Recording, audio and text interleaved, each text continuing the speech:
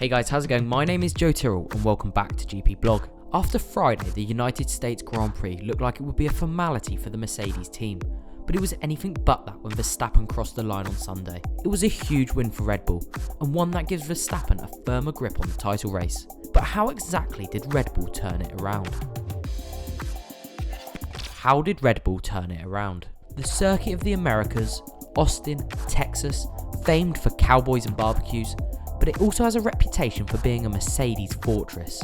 Since the start of the turbo hybrid era, Mercedes have won all but one of the races at COTA. Lewis Hamilton with 4 of those victories, and he secured the title there 2 years ago, despite Valtteri Bottas winning the race. So all was set up for another Mercedes rout. History, their setup, and form after victories in Russia and Turkey, almost everything pointed towards a Mercedes win.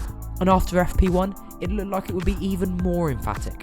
In fact, Bottas' time of a 1:34.874 was almost a second faster than the Dutchman, and even Hamilton was over half a second clear. It looked like it was damage limitation for Red Bull. However, Perez gave the Bulls some hope in FP2 by topping the standings, but Max was still 8th. Perez was on song all weekend and topped FP3 as Mercedes slipped to 5th and 6th. It was always difficult to take anything from practice, as the teams are normally holding something back.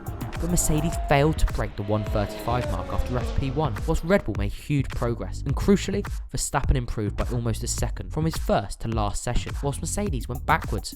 It was a sign of things to come. Even more importantly, the Mercedes never looked comfortable after FP1 either, and it was something Martin Brundle emphasised on the live broadcast all weekend. However, before I go any further, if you're new around here, hit the subscribe button, but most importantly turn on notifications so you are the first to catch our latest video as we approach the climax of the season. Let's keep going. Qualifying was huge for Red Bull. They knew if Verstappen could claim pole position and Perez was up there too, they'd have a numerical advantage with Bottas facing a grid penalty. However, Mercedes were probably still favourites. It was much tighter than before though. After Mercedes looked so dominant on Friday, Red Bull had turned it around. Verstappen crucially claimed pole with Hamilton P2 and Perez P3, giving them the advantage they craved. Verstappen was the only man to go sub 1:33 in the process. Race day, and Red Bull's plan was immediately thrown upside down as Hamilton soared down the inside at turn 1, and had it been anyone other than Sergio Perez, Verstappen would have dropped to 3rd, but crucially the Mexican backed out. Red Bull brought Verstappen in for an early pit stop on lap 10, leaving Hamilton and Mercedes with no choice but to try and go long and come back at Verstappen later in the race. In the final stint, Hamilton had 8 lap fresher tyres, but he managed his tyres early on to preserve them for a big push in the final stages, and then he absolutely unleashed, closing from 8.4 seconds to 3.9 in just 5 laps,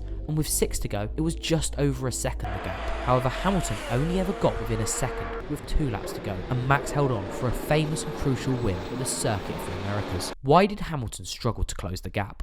When I was sat watching the race, it felt like a matter of when, not if, Verstappen would be caught by Lewis Hamilton, but that never materialised. For me, it came down to a few factors. Firstly, Red Bull seemed to have found its pace and was naturally quicker on the race, but what Hamilton lost out on there, he gained in fresher tyres. The second factor for me was the dirty air. The gap was under 2 seconds with 6 laps to go, but Hamilton never really got much closer, and this could have been because of the difficulties the Mercedes car has when following other vehicles. Following cars in F1 is hard anyway, but Mercedes have struggled at times to fight their way through the field. Bottas in particular a victim of this at times. Hamilton couldn't get close enough to get within DRS range. He was effectively stuck in no man's land until he got under a second, which ultimately came 1 lap too late. And finally, with 1 lap to go, when it already looked like an uphill task, Verstappen benefited from DRS as he lapped Mick Schumacher. Hamilton didn't get in range of either car and ultimately couldn't make any attempt to overtake. Although the Red Bull team were pretty frustrated by the presence of the Haas at the time, they might be pretty relieved he was there to help them out. Why did Red Bull turn it around? After FP1,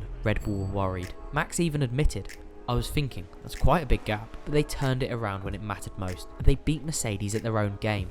A home from home for the Silver Arrows. Why, you say? Well, no one is really sure. The heat may have played a part. Mercedes have always struggled with high temperatures. I think back to Austria a few years ago. However, even then, Hamilton was confused with how they went backwards, and the numbers don't lie. The Silver Arrows are normally harder on the tyres too. On an already intense circuit with temperatures higher than normal, maybe the Red Bull could just manage it better, and therefore, that's why they improved over the weekend. But ultimately, you have to give Red Bull and the entire team some credit. They found some speed after being outpaced in Turkey, and they deserve kudos for that. Whichever driver wins this World Championship, we should just enjoy the jewels these two are serving up, because it is absolutely fantastic. If you haven't already, hit the subscribe button, hit like, do all that wonderful stuff.